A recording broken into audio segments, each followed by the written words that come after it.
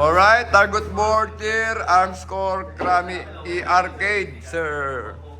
Admin Press, AJ, no? Kasama natin siya ang ating cameraman ngayon, no? So yun, andito tayo ngayon sa arm score, Krami, E-Arcade, mga kasama. Magandang range dito, pag tumalaw kayo dito, mabisita nyo yung firing range natin. Ayan si Sir, Sir Morales natin, no? Shout out, Sir. Yan. Yan. So yan, mga kapatid, ang ating featured pistol ngayon, itong Springfield Hellcat, no? Hellcat, nakakatakot. Hellcat, no? Huwag na natin Tagalogin. Pero Hellcat, nakakatakot po yung pangalan ng baril, no? So this is Springfield Armory. So meron tayong 11 round magazine plus 1, so that is 12. So aggressive grip, no? Makikita niyo po magaspang, no? Parang may liha yung grip natin. Iba talaga ang mga grip na ng ano. Compare niyo po, no? Pagtabihin natin, ano?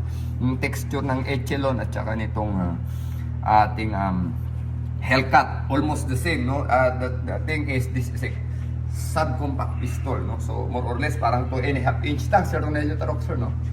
So napakaikli ng ano, no? Ng barrel, pero ito makikita nyo, ito ay naka front na tritium, yung nuts sa likod ang rear side, may optic ready, and may manual safety yan. Ambi po, left and right po yan, no?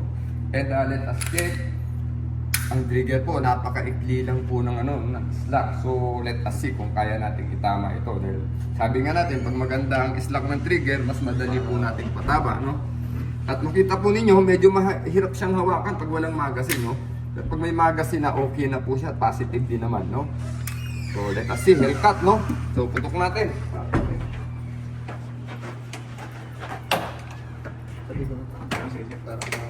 So tignan natin kung papatama natin itong Hellcat na ito ng Springfield Armory, no? Right, this is 5 meter range, no? Ito to. Okay na to, Tol? Oo, okay na. So firing! Firing!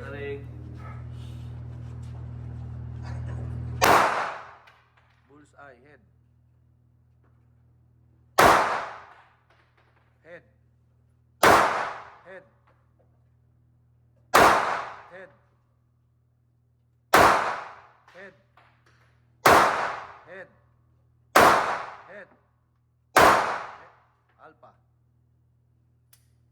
Okay, check natin kung tinama natin lahat, Jay, no? Verify target.